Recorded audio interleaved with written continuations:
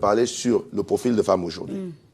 Donc, il y a un style de femme qui t'emmène à la réussite. Mais est-ce que, avant déjà de parler de la réussite, mais est-ce qu'une femme peut amener un homme vraiment à zéro, détruire la vie d'un homme, le trouver à un certain niveau et le mettre sous la paille? Pasteur Yves, j'ai envie de bondir, quoi. Mais est-ce que vous savez que toutes les femmes ne sont pas approchables? Toutes les femmes ne sont pas mariables. Vous, les hommes qui êtes en train de me suivre, j'aimerais attirer votre attention. Vous voyez des femmes là, belles, avec une belle corpulence, avec... Mais la femme, au-delà de l'aspect qu'elle affiche à l'extérieur, la femme doit être d'abord considérée sur ses valeurs et ses vertus. Yes. Lorsque vous allez sur la base des vertus et des valeurs et que vous trouvez le poids, justement, qui correspond à vos attentes, vous pouvez déjà maintenant commencer à vous intéresser à une femme. Il y a des femmes qui peuvent détruire un homme. Il y a des femmes qui peuvent vous ramener de là où vous étiez en haut à zéro. Détruire votre réputation, détruire votre image, casser tout ce que vous avez bâti et sortir de votre vie comme si de rien n'était. Il y a des femmes qui peuvent vous percer les yeux, vous arracher les yeux de la tête. Il y a des femmes comme Dalila, ça existe de nos jours. Des femmes qui rentrent dans votre vie, qui vous trouvent au top et qui sortent de votre vie, qui vous laissent à zéro. Il y a des femmes qui vont vous rendre fou, à rouler partout dans Paris en train de les chercher. Donc, de fête en fête, de partie en partie, de cérémonie en cérémonie. Toutes les femmes ne sont pas épousables.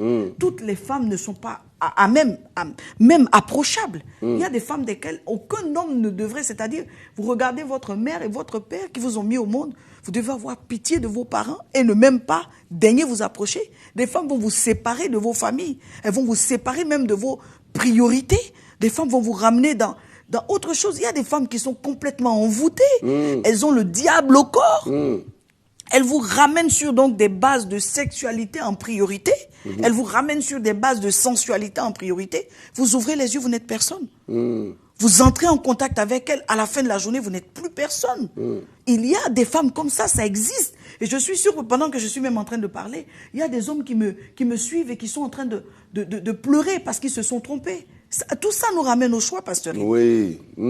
Pourquoi est-ce que vous aimez choisir juste ce qui fait bling-bling, messieurs les hommes?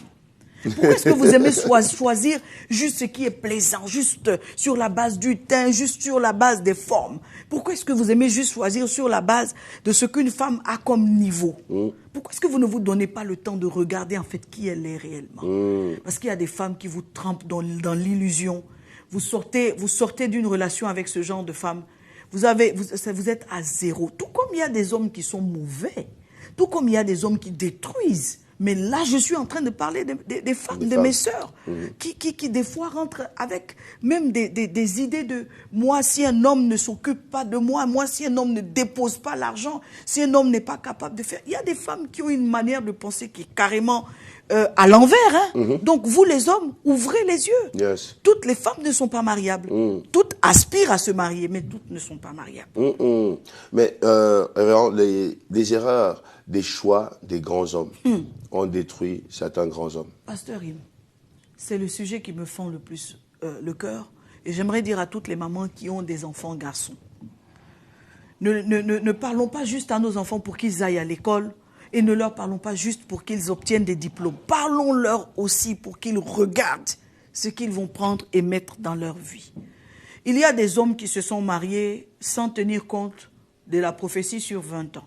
Chacun devrait connaître les prophéties de sa vie. Yes. Chacun devrait savoir à quoi Dieu l'appelle. Yes. Chacun devrait savoir à un moment ce qu'il est appelé à devenir. Le problème, lorsque vous ignorez qui vous êtes et qui vous êtes appelé à être, vous allez faire de mauvais choix et vous allez vous tromper. Et certains hommes se sont trompés. Je vous dis la vérité. Il y a des hommes qui sont à un niveau aujourd'hui qui regrettent.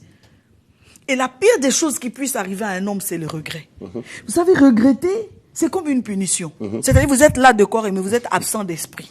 Parce que vous êtes dans le passé, à voir les choses que vous auriez dû faire que vous n'avez pas fait.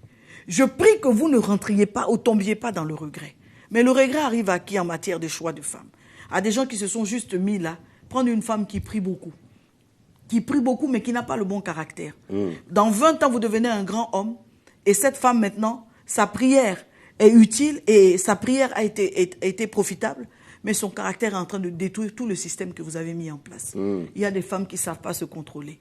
Vous avez des hommes qui ont pris une femme sur la base de « c'est ma première amie, c'est mon amie de jeunesse » et ils sont allés avec elle. Mais c'est la femme de jeunesse que Dieu demande de ne pas laisser, ce n'est pas l'amie de jeunesse. C'est la femme de jeunesse que Dieu vous demande de ne pas laisser. Ce n'est pas l'amie de jeunesse, parce que l'amie de jeunesse, c'est une étape brouillon de votre vie. Elle peut être comme elle peut ne pas être. Et donc, malheureusement, certains hommes ont pris cette femme-là. Certains hommes ont pris sur la base du niveau d'études. Ils ont pris sur la base des apparences. Et ils se rendent compte qu'ils sont devenus quelqu'un d'important dans la société.